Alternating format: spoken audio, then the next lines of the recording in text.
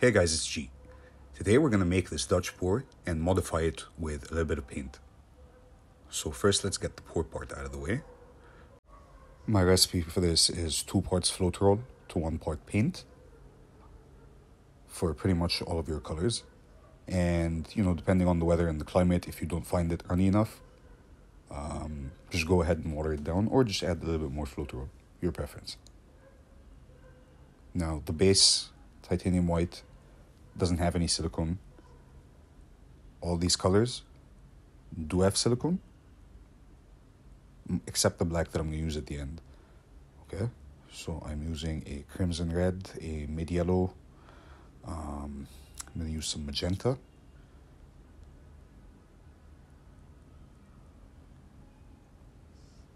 And then I think we'll go for violet.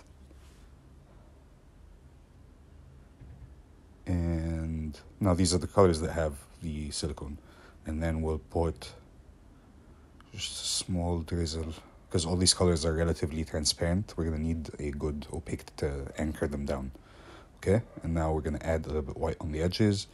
And this is the part I want you to pay attention to. Look at how I'm pushing the white over each part. If you pay attention, I preemptively create where I'm going to make the blowout in how I cover them up. Okay? I don't actually paint a S shape with the paint out of the cup. I do that with the blowout. Now, I'm just using a small pipe because, honestly, the studio's a mess and I couldn't find the blow dryer. But it's a small canvas, so, it wasn't too much work. And it does create a lot more, those streaks. It makes some pretty interesting shapes, to be honest. See how you get that well-defined shape around the petal. And yeah, and basically when I do the blowout, I do it in the direction that I had blown the white paint over the colors originally. And that creates the composition for you before you even start,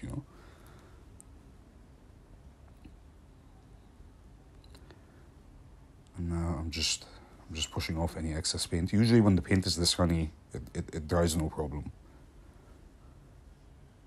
So even if, you didn't actually tilt all the paint off, I wouldn't want to tilt too much with the Dutch pour because it really, the compositions, they get ruined. So yeah, I'm just going to push these a little bit out and introduce some heat. I adjusted the lighting. I don't know why I didn't do that earlier, but yeah. And just some heat to activate the silicone. Not too much, or it'll, honestly, that paint was left over from another pour and it had a lot of silicone in the cup. I don't know how much of it went out in the original pour, but, this is a very small canvas. So yeah, here's the dried product. As you can see, most of the colors are pretty transparent except the black. The black was really needed here. So one of the ways you can do the modification that I'm going to do here is obviously you can tape around the edges. I didn't bother with that too much because this tape, it doesn't seal very well and I don't have the right tape for the job. So beyond this point, I'm just going to do it freehand.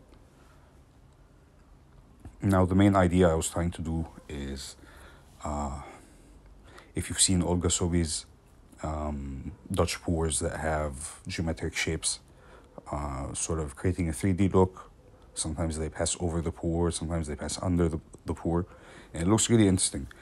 But I thought what would be even more interesting if we made those shapes 3D as well. Nothing too complicated, but if you use 2 colors, one side that is slightly darker than the other, you will create the illusion of something being 3D. So my idea was to use gold and bronze because the shimmer of the golden paint will look interesting, but they're not opaque, so I'm putting down a layer of yellow ochre first, which should complement the colors. I also want to say make sure your painting is properly dry before you attempt to paint over it, because if you want to use, you know, the technique where you lift paint off with water, you only want to lift the stuff you're painting with a brush. You don't want to damage the pour.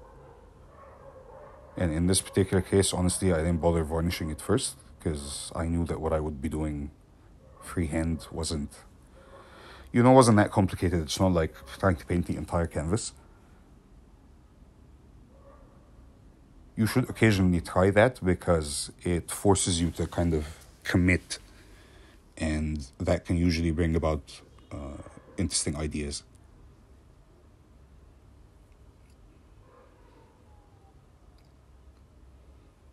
So to get that 3D look, try to make whatever object you're painting pass both behind and in front of whatever you poured.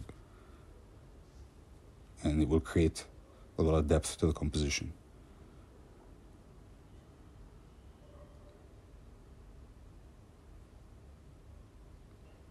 So what I'll do now is add the second color. You see how immediately it looks like it has some depth? We'll repeat this process along each part of those columns. And in the remaining time, I'll give you a sneak peek of some of the music I'm working on. Thanks for watching, guys. If you're buying art supplies by Amazon, do me a huge favor, stop by our shopping list. You'll find the link below. I've curated some of my favorite products, but the way the affiliate program works is we'll make a small commission on your cart, regardless if it's from my products or not. And yeah, also check out the Etsy store if you'd like prints of, I have I think 3 paintings on there right now. Thanks for watching. See you guys soon.